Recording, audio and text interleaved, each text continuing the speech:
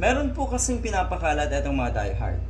Ang sinasabi nila, ito daw na si Donald Trump, President ng USA, ay gagawa ng paraan. Susuportahan daw si PRRD. Si Digong, gagawa din daw ng paraan para mapauwi sa ating bansa si Digong. Yan din syempre ang panawagan ng itong mga diehard. Dati pa, bago pa man, na sana daw ay tulungan sila ni President Trump.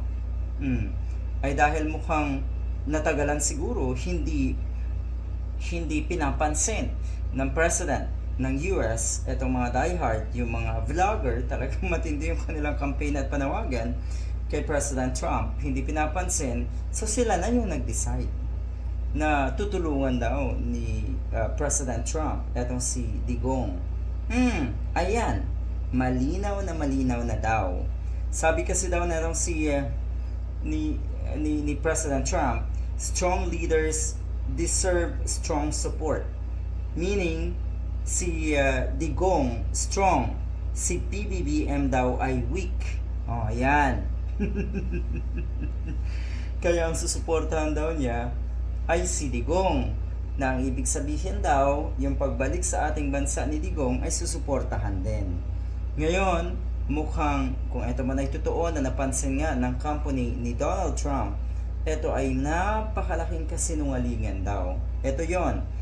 Please be informed that this post is not from MAGA camp. I never said that.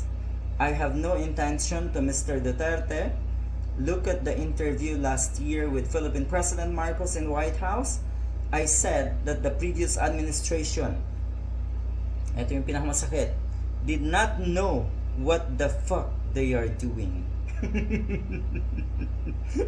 O ayan, binasag daw na si President Trump etong mga diehard. Fake news. Ginagamit madalas ang kanyang mukha na kuno ay ipagtatanggol si Digong, tutulungan si Digong, parurusahan ang ICC at kung ano-ano pa.